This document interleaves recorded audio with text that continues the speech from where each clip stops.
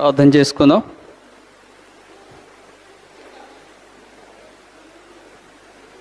దేవుని యొక్క మహాకృపను బట్టి దేవుడు మనందరినీ కనికరించి కృప చూపి ఈ జూలై నెలంతా కూడా తన యొక్క హస్తాలలో భద్రపరిచినందుకు దేవునికి మనందరం కూడా వందనస్తులం. ఈ చివరి ఆదివారం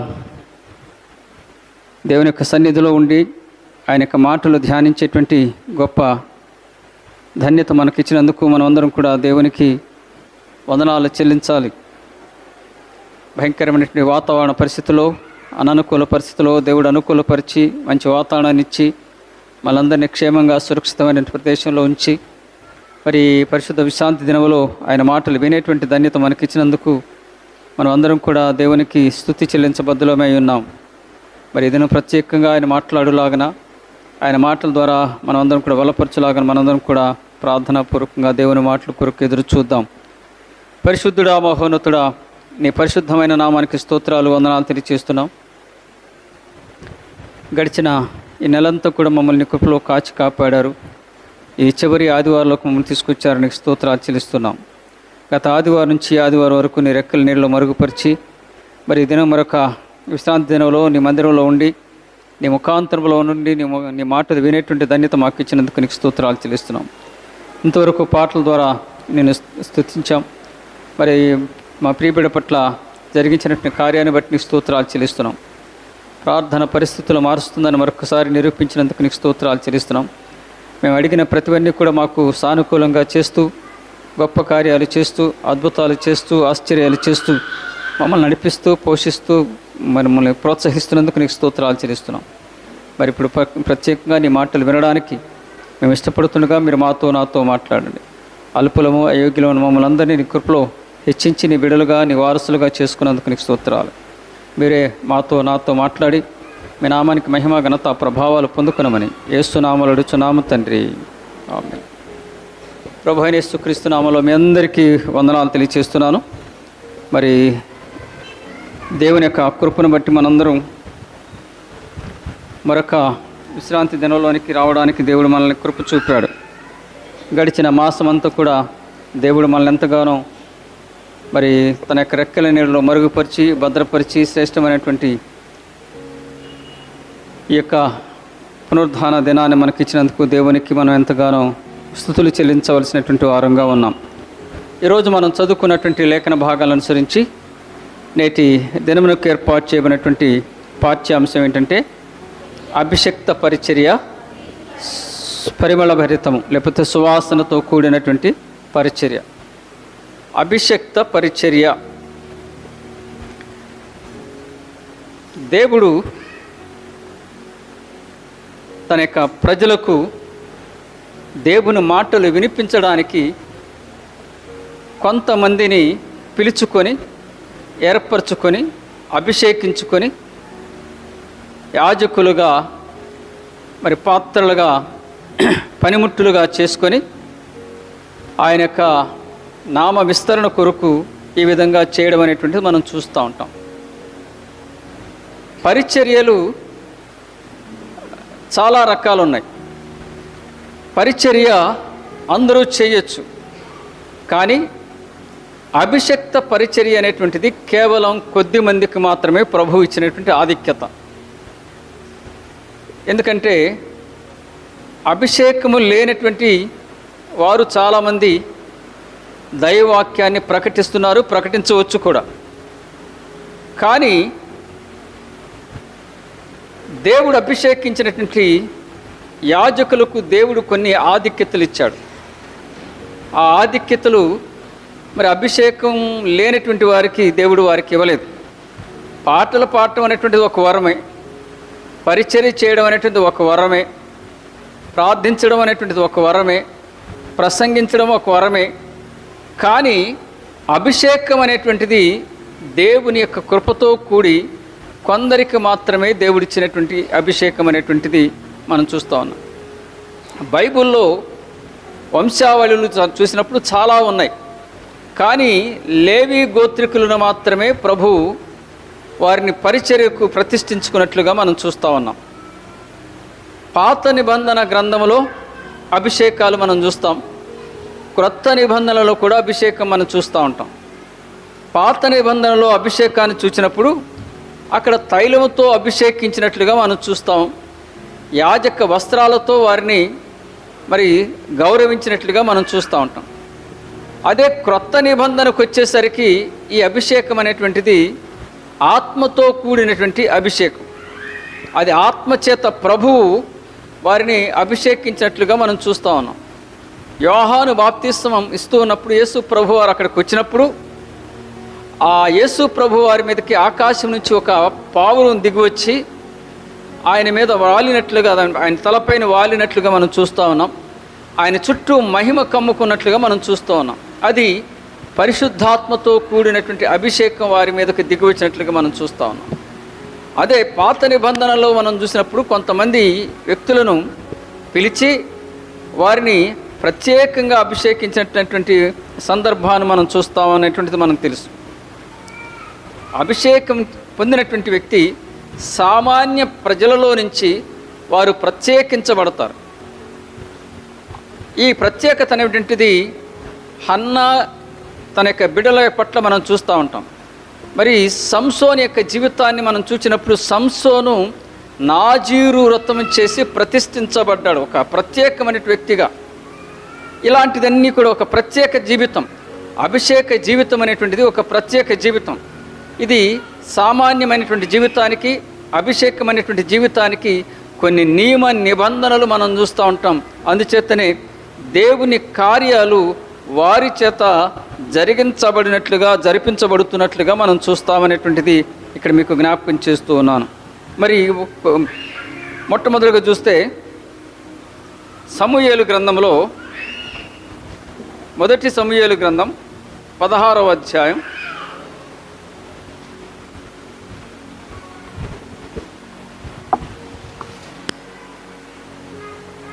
13వ వచనాన్ని మనం చూద్దాం. సమూయేలు తైలపు కొమ్మును తీసి వాని సహోదరుల ఎదుట వాని అభిషేకము చేసెను. వానికి అభిషేకము చేసెను. నాటి నుండి యెహోవా ఆత్మ దావీదు మీదకి బలముగా వచ్చెను. తరువాత సమూయేలు లేచి రామాకు వెళ్ళిపోయెను. చాలు. ఈ పాత నిబంధనలో మనం చూసినప్పుడు ప్రజలందరికీ పరిచర్య చేయడానికి కొంతమందిని దేవుడు పిలుచుకున్నాడు, కొంతమందిని దేవుడు ఏర్పాటు చేసుకున్నాడు. ఎవరి మీదైతే అభిషేకం చేయబడుతుందో, ఎవరినైతే దేవుడు ఆత్మచేత అభిషేకిస్తాడో వారి చేత దేవుడు బలమైనటువంటి కార్యాలు చేస్తూ ఉంటాడు. సిఎస్ఐ చర్చెస్లో ఇదివరకు ఒక 20 ఏళ్ళు కలిపి ఒక డెన్రీ చైర్మన్ ఉండేవాళ్ళు. మిగతా చోటంతా కూడా ఎవరు చూసేవాళ్ళంటే ఏ ఊరిలో బడి చెప్తే ఆ మాస్టరు ఆ గుడి జరిపించేవాడు. వాళ్ళు గుడి జరిపిస్తారు కానీ వారు యాజకులు కాదు. వారు ప్రార్థనలు చేస్తారు కానీ వారికి దేవుని యొక్క అభిషేకం, యాజక అభిషేకం వారికి లేదు. అందుకని ఈ మధ్యకాలంలో చర్చెస్నన్నింటినీ కూడా బైఫర్కేట్ చేసి ఏం చేశారంటే, మరీ 30 ఊళ్ళు ఒకే పాదిరి గారు తిరగడం కంటే అది కష్టమవుతుంది కాబట్టి 10 చేశారు. ఆ 10 ఊళ్ళు కూడా కష్టమవుతుందని ఇప్పుడు ఏం చేశారంటే 5 ఊళ్ళు చేశారు. 5 కూడా కష్టమవుతుందని ఇప్పుడు ఏం చేశారంటే 3 ఊళ్ళకి చేస్తే ఏమంటున్నారంటే 3 ఊళ్ళు అయితే మాకు సరిపోవటం లేదంటున్నారు. ఎందుకంటే దేవుని మీద ఆధారపడినప్పుడు 1 కాదు 2 కాదు, ఒక్క సంఘమైనా కూడా దేవుడు అద్భుతంగా పోషిస్తాడు, అద్భుతమైనటువంటి పరిచర్య చేస్తాడు, అద్భుతమైనటువంటి ఆశీర్వాదాలు అందిస్తాడు అనేటువంటి విషయంలో కొన్నిసార్లు ఎందుకో కొంతమంది వెనకబడిపోతున్నారు. ఎందుకంటే దేవుని మీద మనం ఆధారపడినప్పుడు దేవుడు తప్పక అద్భుతాన్ని చేస్తాడు. ఏలీ మరి భయంకరమైన కరువులో కూడా 3.5 సంవత్సరాలు పోషించబడ్డాడు. అక్కడ సంఘం ఉందా? అక్కడ విశ్వాసులు ఉన్నారా? లేదు. కాకులతో ఏలీకి ఆహారాన్ని పంపించాడు. నీకు ఒక్క సంఘమే కావచ్చు, లేకపోతే 2 సంఘాలే కావచ్చు, దేవుని మీద ఆధారపడి విశ్వాసంతో పరిచర్య చేస్తే ఆయన వైపు చూచినప్పుడు దేవుడు అద్భుతమైనటువంటి పరిచర్య విధానాన్ని కొనసాగిస్తాడనేటువంటిది ఇక్కడ మనం చూస్తూ ఉన్నాం. ఎందుకంటే మరి మన యొక్క జీవితంలో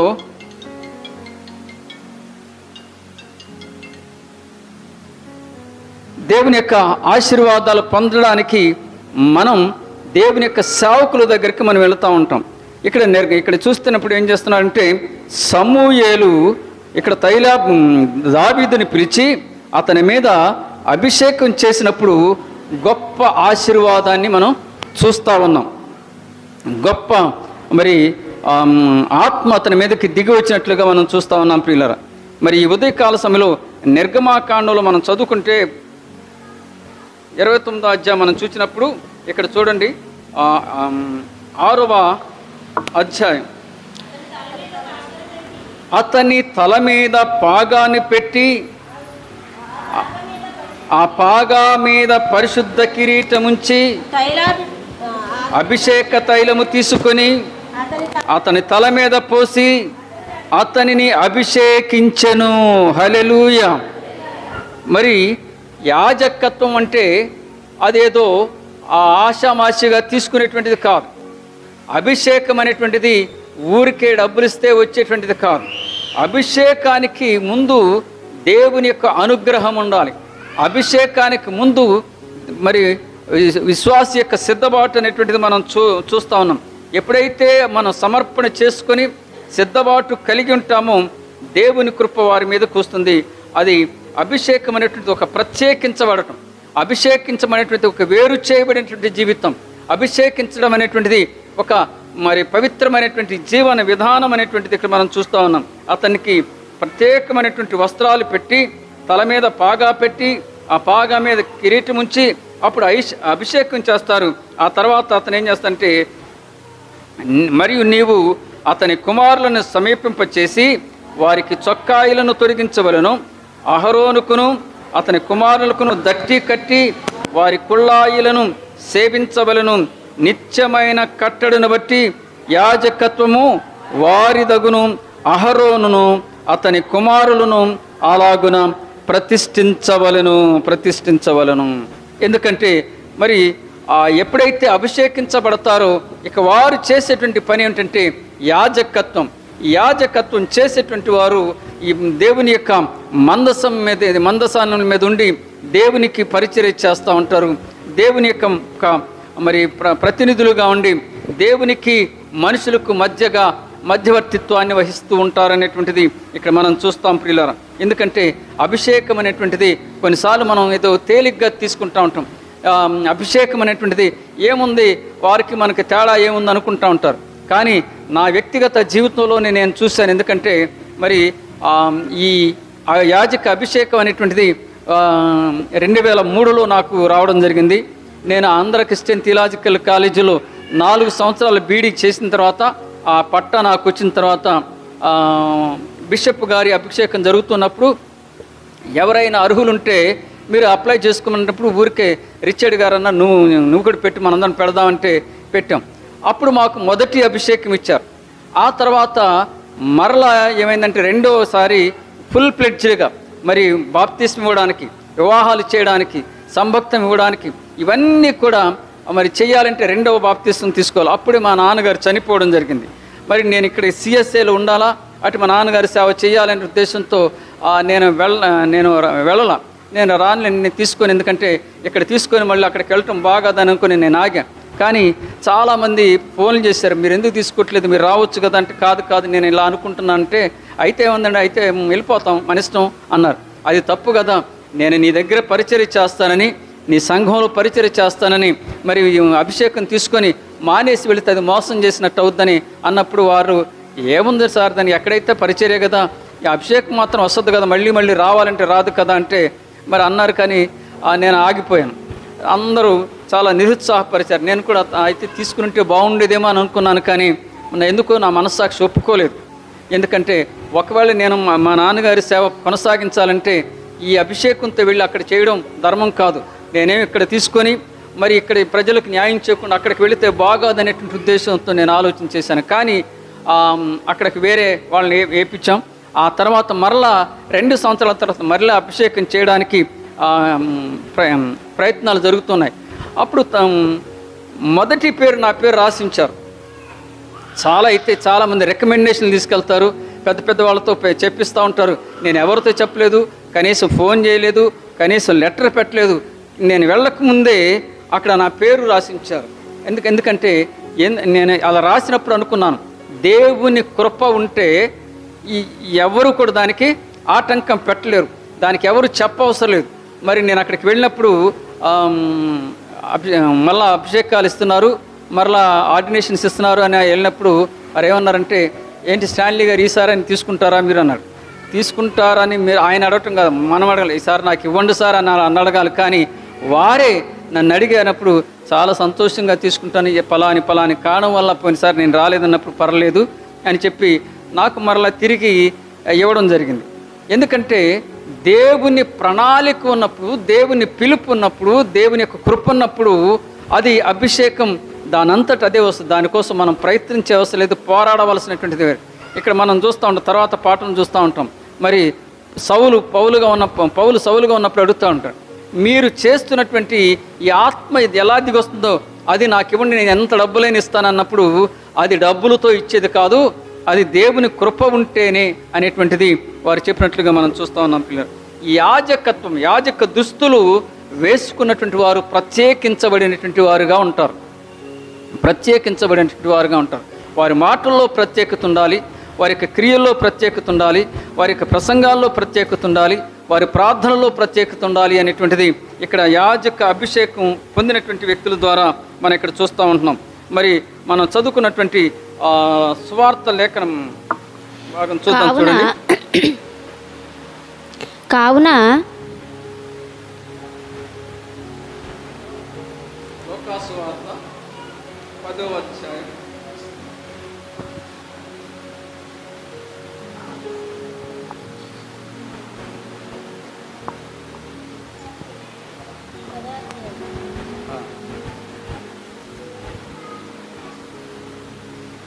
1వ వచనాన్ని మనం చూద్దాం.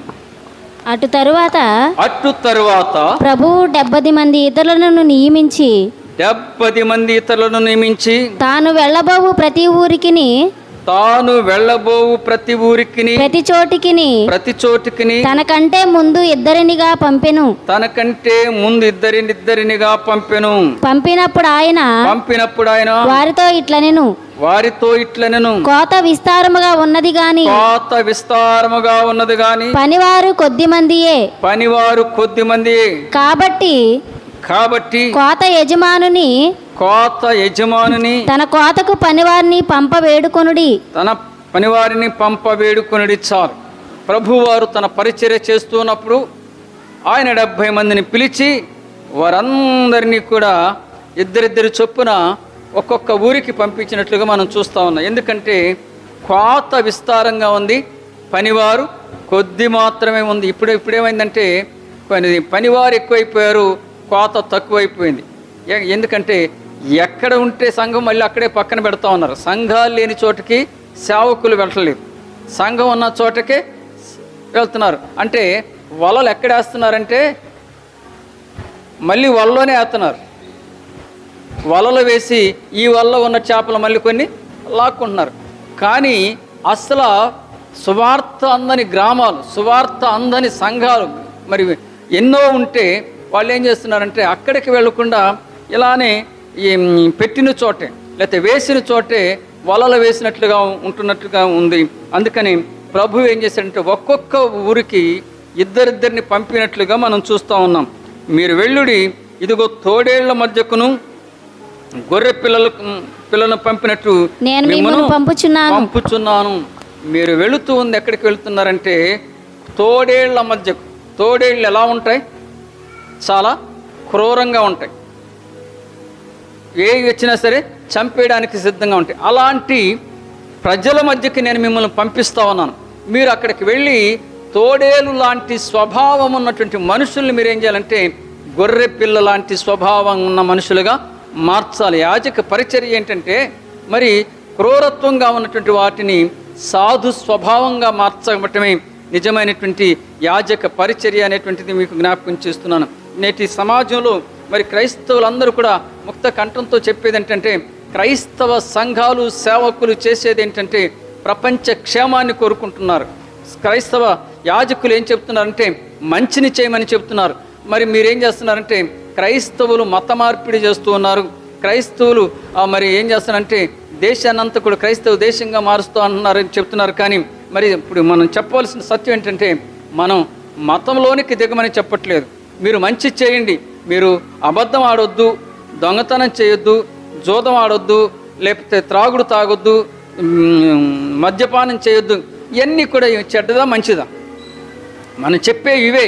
సత్యాన్ని అనుసరించమని చెప్తూ ఉన్నాం, సత్యంలో నడవమని చెప్తున్నాం, చీకటిలో నుంచి వెలుగులోనికి రమ్మని చెప్తూ ఉండటమే ఇదేమవుతుందంటే ప్రపంచానికి కష్టంగా అనిపిస్తుంది. కానీ దాన్ని అర్థం చేసుకోకుండా ప్రపంచం అంతా ఏముంటుందంటే మీరు మత మార్పిడి చేస్తున్నారు, మీరందరూ కూడా ఏదో మనుషులను ప్రలోభ పెట్టి మనుషుల్ని ఏం చేస్తున్నా మార్చేస్తున్నారు. ఒక మనిషిని ఎప్పుడు కూడా మార్చలేడు. మార్చగలడా? ఒక మనిషి చెప్తే మనిషి వింటాడా? విన్నే లెక్క అయితే మనకి పోలీసులు అవసరం లేదు, న్యాయ వ్యవస్థలు అవసరం లేదు, కుటుంబంలో కలహాలు అంతకంటే కూడా రావు. ఎందుకంటే మనిషి చెప్పితే వినడు. కానీ మనిషి ఎప్పుడు వింటాడంటే దేవుని యొక్క ఆత్మ మనిషితో మాట్లాడినప్పుడు ఆ మనిషిలో మార్పు కలుగుతుంది అనేటువంటిది మనం చూస్తూ ఉన్నాం పిల్లలు. అందుకనే మరి సెంట్రల్ జైల్లో సహితం అనేక చోట్ల కూడా ఏం చేస్తున్నారంటే సువార్త ప్రకటిస్తున్నారు. ఎందుకంటే మానవుల యొక్క జీవితాల్లో మార్పులు కలిగించడానికి కొంతమంది యాజకుల్ని ప్రత్యేకంగా జైలుకి పిలిపించి ప్రతి శుక్రవారం సాయంత్రం 3 గంటల నుంచి 4 గంటల వరకు వాళ్ళకి ఏం చేస్తున్నారంటే ఈ సువార్త ప్రకటిస్తున్నప్పుడు వారిలో మార్పు కలిగిస్తుంది. పోలీసులు ఉన్నారు, ఎస్పీలు ఉన్నారు, డిఎస్పీలు ఉన్నారు, వాళ్ళు చెప్తూ ఉన్నారు, లాఠీలు ఉపయోగిస్తున్నారు, అయినా మనుషుల్లో మార్పు రావడం లేదు. కానీ కేవలం అక్కడికి వెళ్ళి వారానికో మరి ఇంకొక నెలకు ఒకసారి వెళ్ళి 1 గంట చెప్పితే ఆ మాటల ద్వారా కనీసం 1-2 మార్పు చెంది వారి యొక్క జీవితాలు వెలిగించబడుతున్నాయి, వారి కుటుంబాలు రక్షించబడుతున్నాయి అనేటువంటిది మనం చూస్తూ ఉన్నాం పిల్లలు. అందుకని తోడేళ్ల మధ్యకు నేను మిమ్మల్ని పంపిస్తూ ఉన్నాను. మీరు ఇక్కడ చూడండి, మీరు సంచనైనను జాలినైనను చెప్పులనైనను తీసుకొని పోవద్దు, త్రోవలో ఎవరిని కురిసిల ప్రశ్నలను అడగవద్దు. చాలాసార్లు మొన్న మా ఇంటికి నలుగురు వచ్చారు. వాళ్ళు ఏం చేశారంటే వెనకాల ఒక ఆమెను పెట్టుకున్నారు, 2 మగవాళ్ళు ఉన్నారు, ఇంకొక అమ్మాయి వచ్చి వందనాలండి అంటున్నారు. మామూలు వందనాలు చెప్పి మనకు అర్థమైపోద్ది, మనకు అలవాటు ప్రకారం. కానీ వాళ్ళు చెప్పే వందనాలు చాలా సపరేట్గా ఉన్నాయి, అప్పటికప్పుడు నేర్చుకొని చెప్పినట్టుగా ఉన్నాయి. ఏంటి విషయమైనా కాదండి, గారికి రేపు పొద్దున హార్ట్ ఆపరేషన్ చేయాలండి అంటున్నారు. హార్ట్ ఆపరేషన్ చేసి ఆమెను నడిపించుకుని ఇంటింటికి తిరుగుతారా? అంటే మనం దేవుని పేరు పెట్టుకొని వారు ఇంటింటికి తిరుగుతున్నారు. ఏంటంటే మేము కూడా క్రైస్తవులమే కాబట్టి మీరు మాకు సహాయం చేయండి అనేట్టు. అదే బ్యాచ్ని నేను ఒక 6 నెలల క్రితం చూశాను. అదే వాళ్ళు కూడా మా ఇంటి దగ్గరే. అప్పుడు వేరే బట్టలు వేసుకొచ్చారు. ఏంటంటే మేము చనుబండ్లో గుడి కడుతున్నామండి, వందనాలు అడిగారండి, హల్లెలూయా అండి అంటున్నారు. ఊరికనే హల్లెలూయా అంటున్నారు. హల్లెలూయా ఎప్పుడు అంటాం? మనం ఏదైనా ఒక మంచి మాట విన్నప్పుడు, దేవునికి మహిమ కలిగే మాట విన్నప్పుడు హల్లెలూయా అంటాం. వందనాలండి, హల్లెలూయా అయ్యారండి అంటున్నారు. ఓహో, ఇది బ్యాచ్ నేర్చుకొచ్చిన బ్యాచ్ అని. అట్లానే ఇక్కడ ఏమంటాడంటే త్రోవలో ఎవరినైనాను కురిసిన పని అడగకూడదు.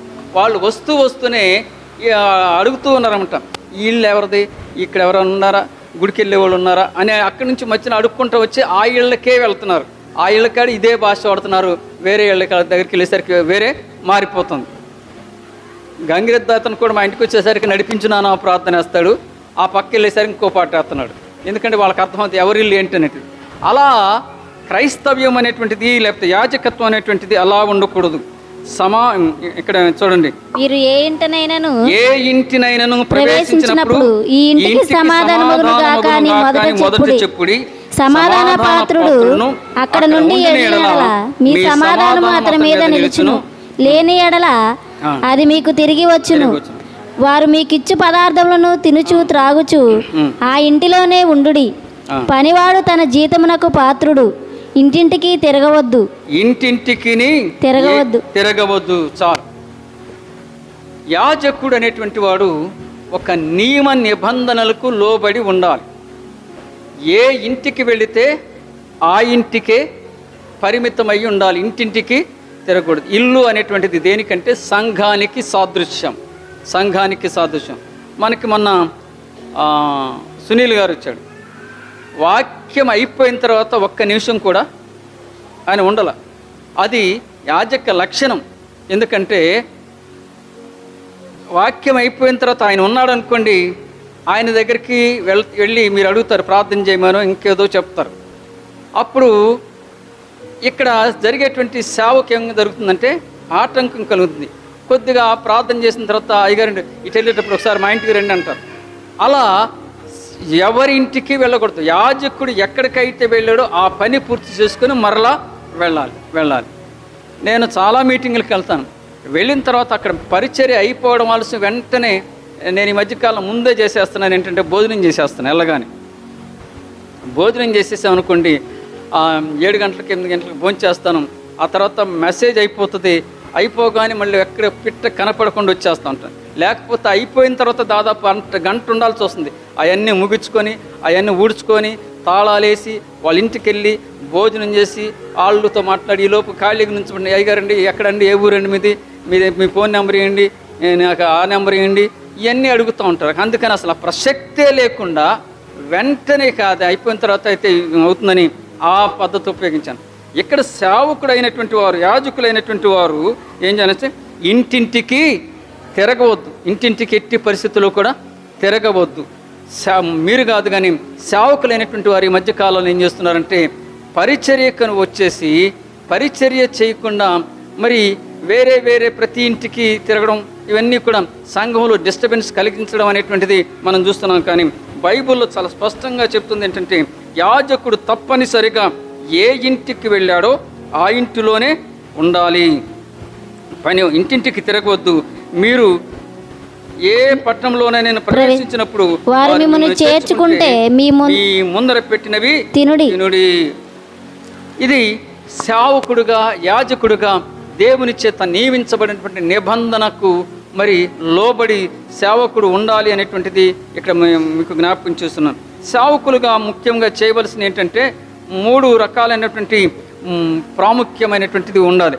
ఒకటి ఏంటంటే యాజకునికి అభిషేకం అనేటువంటిది చాలా ప్రాముఖ్యం. ఇందాక మనం చదువుకున్నాం నిర్గమాకాండం 29 నుంచి 9 వచనాల్లో మనం చూసినప్పుడు యాజకుడు ఏ విధంగా సిద్ధపడాలి అనేటువంటిది మనం చూస్తూ ఉంటాం. వానికి యాజకత్వానికి ఆ అభిషేకం ఇచ్చే ముందు శుభ్రం చేయబడి స్నానం చేయాలి. అంటే తనలో ఉన్నటువంటి ప్రతి విధమైనటువంటి అపవిత్రతని ఏం చేసుకోవాలి, తీసివేసుకోవాలి. అంతేకాని లోక సంబంధమైనటువంటి మకిరి, లోక సంబంధమైనటువంటి అలవాట్లు, లోక సంబంధమైనటువంటి ఆలోచనలు తనలో ఉంచుకొని పరిచర్యలో వెళతానంటే అది కుదరదు. అందుకని నిర్గమాకాండం ఒకసారి చూడమా. యాజక వస్త్రానికి ముందు ఏం చేస్తారు, మరియు స్నానము చేయించి 5వ వచనం చదువు. 4వ వచనం.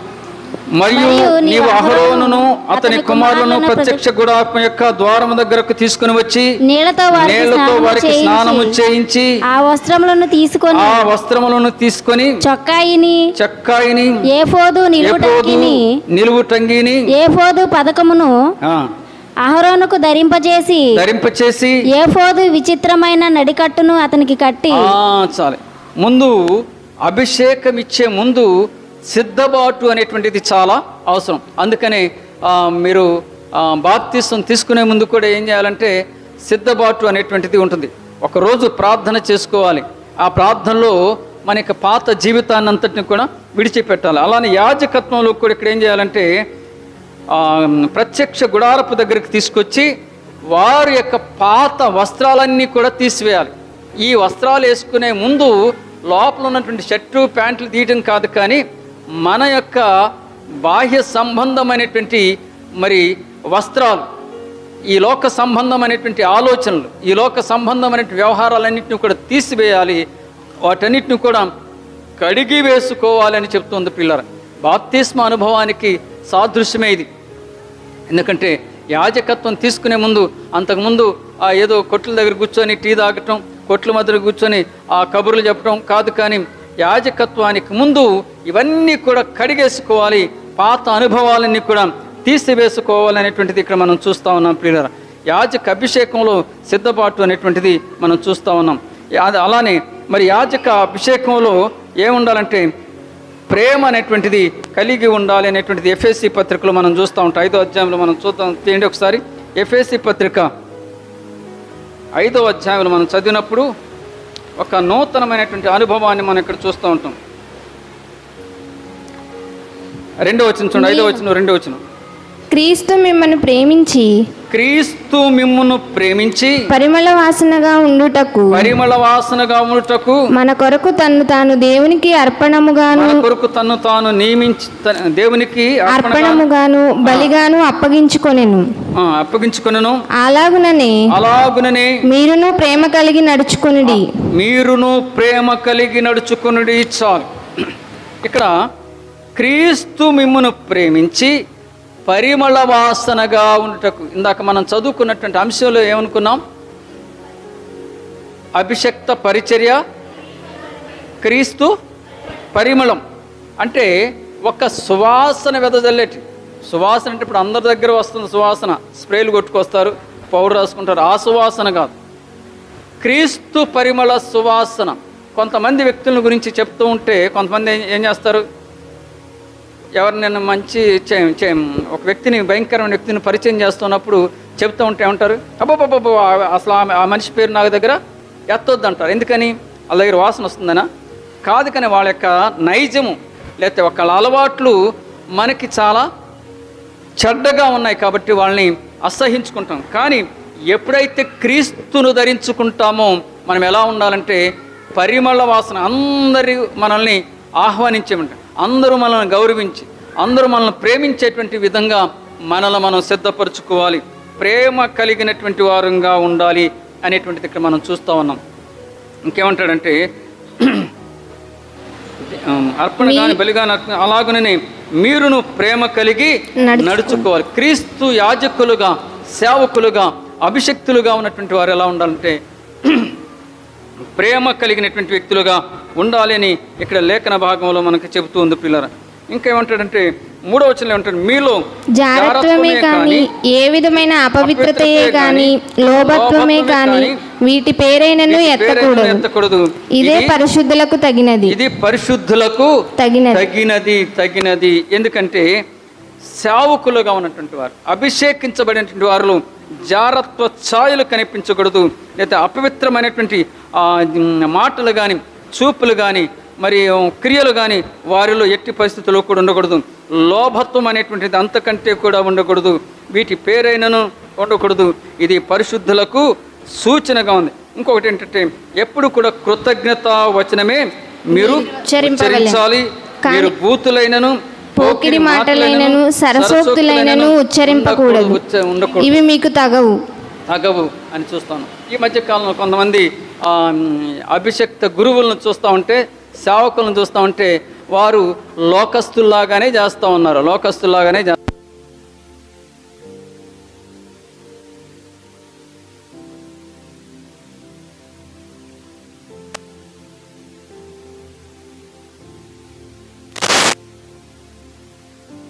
వీళ్ళు ఇలాంటి క్రియలు ఎట్టి పరిస్థితుల్లో కూడా ఉండకూడదు. ఇంకా ఏమిటంటే వ్యభిచారి అయినను, అపవిత్రుడైనను, విగ్రహారాధికుడైన లోబి అయినను క్రీస్తు యొక్కయు దేవుని యొక్కయు రాజ్యమునకు హక్కుదారుడు కాడను సంగతి మీకు నిశ్చయముగా తెలియను చెప్పుచున్నాను. ఇది యాజకత్వంలో ఉండవలసినటువంటి లక్షణాలు. ఇవి యాజకులుగా చేయకూడనటువంటి పనులు. కాబట్టి యాజకత్వం అనేటువంటిది ఏదో ఉద్యోగం కాదు. యాజకత్వం అనేటువంటిది ఒక రూలు కాదు. ఇది ఒక దేవుని చేత నిర్ణయించబడినది, దేవుని చేత ఏర్పరచబడినది, దేవుని చేత ప్రత్యేకించబడినది, దేవుని చేత అభిషేకించబడింది. కాబట్టి దీన్ని చాలా పవిత్రమైనటువంటిదిగా ఉండాలి, ప్రేమ కలిగినటువంటి వ్యక్తులుగా ఉండాలనేది ఇక్కడ మనం చూస్తూ ఉన్నాం. అలా 8వ వచనం కూడా చదువు. మీరు పూర్వమందు చీకటి అయి ఉంటిరి, ఇప్పుడైతే ప్రభువునందు వెలుగై ఉన్నారు. చాలు. యాజకత్వంలోనికి అభిషేకం పొందిన తర్వాత ఎలా ఉండాలంటే వెలుగు సంబంధులుగా ఉండాలి. అంటే అభిషేకం తీసుకోకముందు ఒకవేళ లోకంలో ఉంటే అప్పుడు చీకటి సంబంధిగా ఉండొచ్చు. కానీ దేవుని యొక్క అభిషేకం వేసుకొని యాజక వస్త్రాలు వేసుకున్న తర్వాత మీరు ఎలా ఉండాలంటే మీ మాటలు వెలుగును కలిగించేటువంటివిగా, ప్రేమను పుట్టించేటువంటివిగా, సత్యమైనటువంటివిగా, మంచిమైనటువంటివిగా ఉండాలని ఇక్కడ మనం లేఖన భాగాల్లో మనం చూస్తున్నాం. వెలుగు ఫలము సమస్త విధములైన మంచితనము, నీతి సత్యమను వాటిలో కనబడుచున్నది. కనుక ప్రభువుకేది ప్రీతికరమైనదో దాన్ని పరీక్షించుచు వెలుగు సంబంధుల వలె నడుచుకొనుడి. వెలుగు సంబంధుల వలె దేవునికి ఏది ఇష్టమో ఆ దాని ప్రకారం మనం నడుచుకోవాలి. అంతేకాని సంఘానికి ఏది ఇష్టమో దాని ప్రకారంగా సేవకుడు, యాజకుడు నడుచుకోకూడదు. అంటే కొంతమంది ఏం చేస్తూ ఉంటారంటే సంఘానికి అనుకూలంగా చెప్తూ ఉంటారు. ఏమంటే ఆదివారం గుడికి రాకపోయినా పర్లేదని కానుకిస్తే సరిపోద్దండి. పర్లేదమ్మా, కానుకిస్తే సరిపోద్ది, మీరు పనికి వెళ్ళిపోండి అని చెప్తూ ఉంటారు. అప్పుడు ఎలా ఉంటుంది? అయ్యగారు మంచివాడు అనుకుంటూ ఉంటారు కదా. అది సంఘానికి అనుకూలంగా ఉండకూడదు. దేవునికి ఏది అనుకూలమో అది ఉండాలి.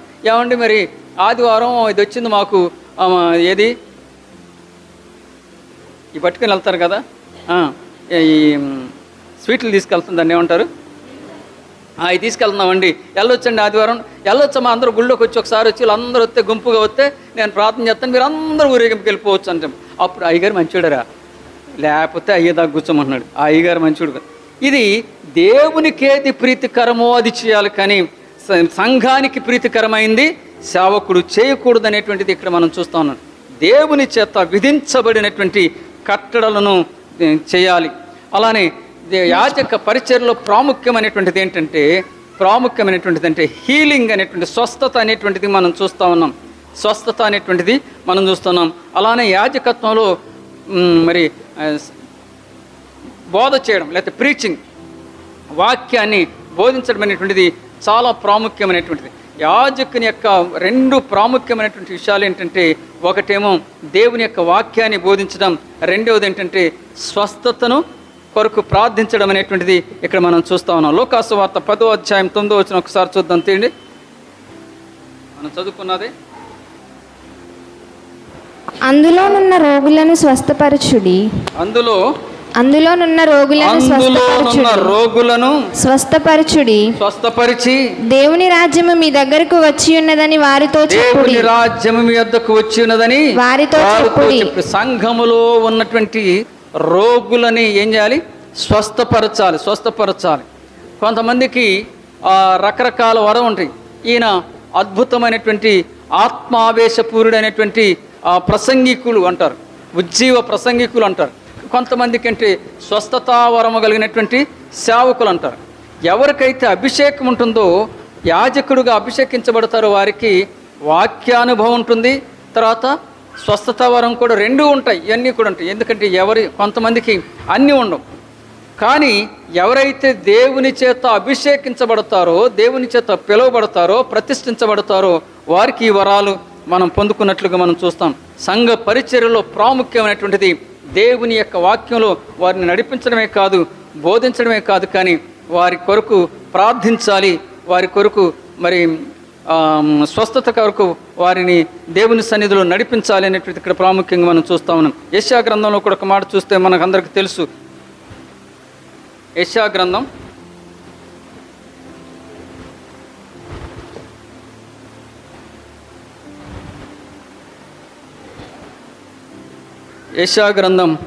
53వ అధ్యాయం 4వ వచనం. నిశ్చయముగా అతడు మన రోగములను భరించెను, మన వ్యసనములను వహించెను. అయినను మొత్తబడిన వానిగాను దేవుని వలన బాధింపబడిన వానిగాను శ్రమనొందిన వానిగాను మనం అతనిని ఎంచితిమి. నిశ్చయముగా అతడు మన రోగములను భరించెను. దేవుని యొక్క యాజకత్వములో ఎలా వచ్చిందంటే, దేవుని యొక్క మరి ఆయనకు త్యాగం వల్ల, ఆయన రక్తం చెందించడం వల్ల మన యొక్క ప్రార్థనకు ప్రతిఫలంగా స్వస్థత కలుగుతుంది అనేటువంటిది కూడా మనం చూస్తున్నాం. ఇందాక మనం చదువుకున్న లోకాసు వార్త 9వ అధ్యాయం 2వ వచనంలో ఏమంటాడంటే, మొదటి వచనం చూడండి, 9వ అధ్యాయం 1వ వచనం. ఆయన 12 మంది శిష్యులను పిలిపించి 12 మంది శిష్యులను పిలిచి సమస్తమైన దయ్యముల మీద దయ్యముల మీద శక్తిని అధికారమును రోగములను స్వస్థపరచు వరమును వారికి అనుగ్రహించెను. దేవుని యొక్క అభిషేకం ఉంది కాబట్టి, దేవుడిచ్చినటువంటి అధికారం ఉంది కాబట్టి, దేవుడిచ్చినటువంటి వరం వారికి ఉంది కాబట్టి, దేవుడిచ్చినటువంటి శక్తి వారికి ఉంది కాబట్టి, వారికి దెయ్యాలను వెళ్ళగొట్టడానికి, రోగాలను స్వస్థపరచడానికి దేవుడు వారికి గొప్ప శక్తినిచ్చినట్లుగా మనం చూస్తున్నాం. యాజక పరిచర్యలో ఈ యొక్క స్వస్థత అనేటువంటిది చాలా ప్రాముఖ్యం. యాజక పరిచర్యలో విమోచన అనేటువంటిది చాలా ప్రాముఖ్యం. ఎందుకంటే ఎవరైతే దేవుని చేత అభిషేకించబడతారో, ఎవరైతే దేవుని చేత మరి ఏర్పరచబడతారో వారు ఈ గొప్ప కార్యాలు చేయగలుగుతారు. మరి నాతో పాటు మొదట్లో ఇక్కడికి ఒక మాస్టర్ వచ్చేవాడు. ఆయన ఏం చేశాడంటే 2-3 చోట్ల ఆ వాక్యాలు చెప్పడానికి అవకాశం ఇచ్చాం. ఆ చెప్పడాన్ని కొంచెం ఆసరాగా తీసుకొని నేను కూడా వాక్యం చెప్తానండి అని అక్కడక్కడ వాక్యం చెప్తున్నాడు. చాలా మంచిది, సంతోషం. వాక్యం చెప్పడం చాలా సంతోషం, చెప్పడం మంచిది. కానీ ఆయన ఏం చేశాడంటే కొన్ని రోజుల తర్వాత ఏం చేశాడు,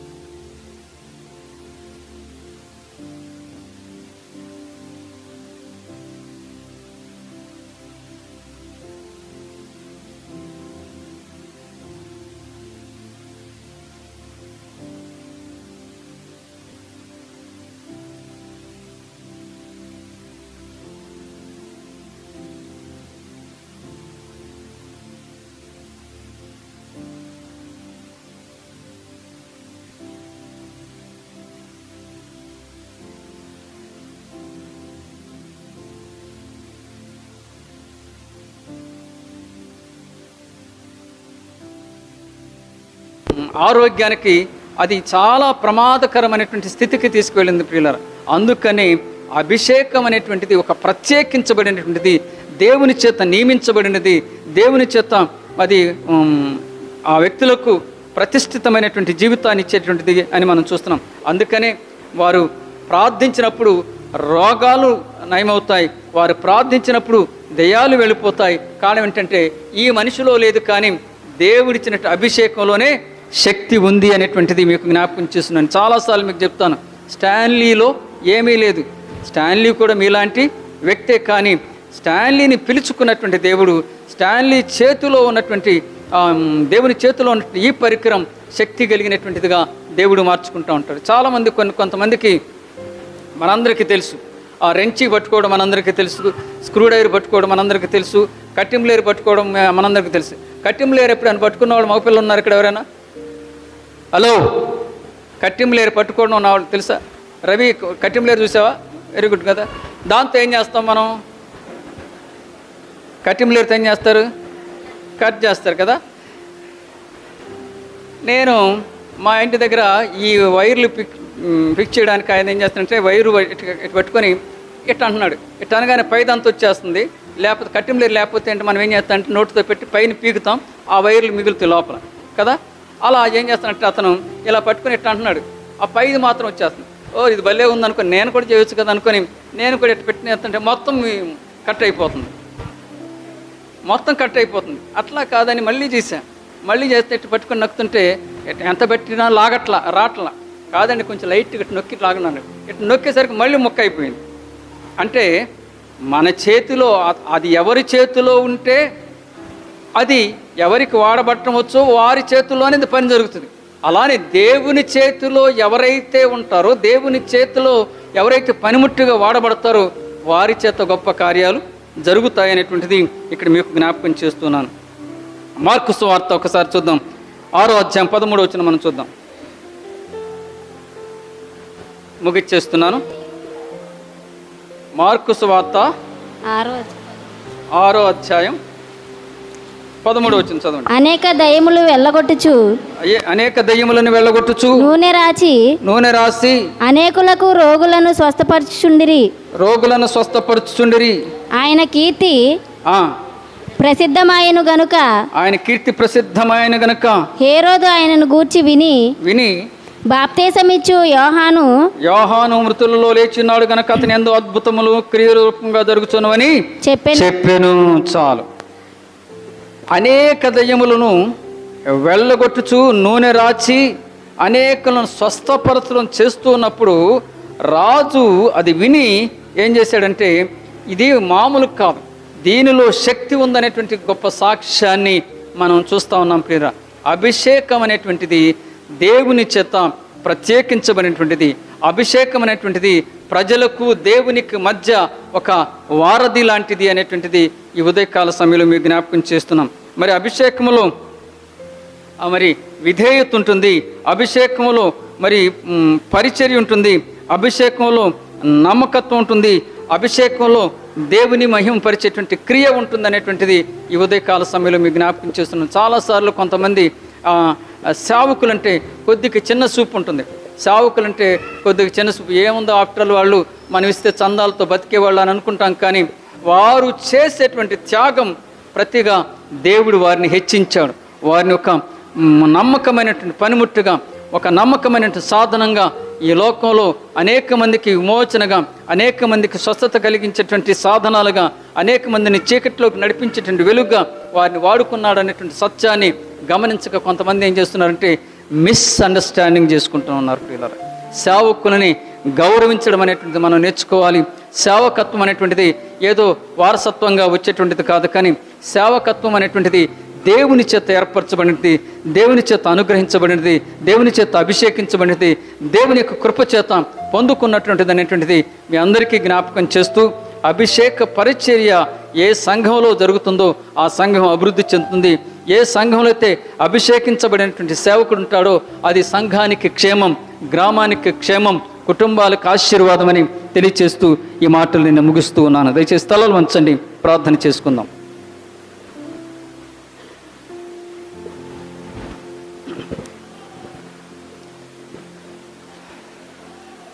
ఈ ఉదయకాల సమయంలో పరిశుద్ధాత్మ దేవుడు మనందరితో చాలా సూటిగా మాట్లాడాడు. అభిషక్త పరిచర్య, పరిమళ సువాసన. అభిషక్త పరిచర్య అనేటువంటిది దేవుని కొరకు ప్రతిష్ఠించబడినటువంటిది. అభిషక్త పరిచర్య లోకం నుంచి వేరు చేయబడినటువంటిది. అభిషక్త పరిచర్య దేవుని కొరకు ప్రయాసపడేటువంటిది. అభిషక్త పరిచర్య దేవునికి ప్రజలకు మధ్య వారిదిగా నిలిచేది. అలాంటి గొప్ప పరిచర్యలో మనం కూడా పాలిభాగస్థులం అవుదాం. మనం కూడా మన యొక్క ఆత్మీయ జీవితాన్ని బలపరచుకోవడానికి, ఆత్మీయంగా స్థిరపరచడానికి, చీకటిలో నుంచి వెలుగులోనికి నడిపించబడటానికి మనం కూడా ఆ పరిచర్యను వినియోగించుకుందాం. పరిశుద్ధుడా, మహోన్నతుడా, నీ మహోన్నతమైనటువంటి నామానికి వందనాలు, స్తోత్రాలు చెల్లిస్తున్నాం. ఈ దినాన ఒక ప్రత్యేకమైనటువంటి అంశంతో మీరు మాతో మాట్లాడేందుకు నీకు స్తోత్రాలు చెల్లిస్తున్నాం. మరి ఈ పరిచర్య మా జీవితాల్లో ఇచ్చి మమ్మల్ని సాధనాలుగా వాడుకుంటున్నందుకు నీకు స్తోత్రాలు చెల్లిస్తున్నాం. ఎన్నిక లేనటువంటి నా జీవితానికి ఒక ఉన్నతమైనటువంటి ఆధిక్యతనిచ్చారు. నీకు స్తోత్రాలు చెల్లిస్తున్నాం. నీ చేతిలో వాడబడేటువంటి సాధనంగా, నీ చేతిలో నీ యొక్క పరిచర్య కొరకు మరి సాధనంగా వాడుకొని అనేక మందికి విడుదల, అనేక మందికి ఆశీర్వాదం, అనేక మందికి స్వస్థత, అనేక మందికి కృపను కలిగించేటువంటి బిడలుగా మమ్మల్ని ఎంపిక చేసుకున్నందుకు స్తోత్రాలు చెల్లిస్తూ, ఈ పరిచయను ప్రపంచవ్యాప్తంగా మీరు జరిగిస్తున్నందుకు వందనాలు తెలియజేస్తూ యేసు నామములో అడుగుచున్నాము తండ్రి. మందరం లేచి నిలబడదాం.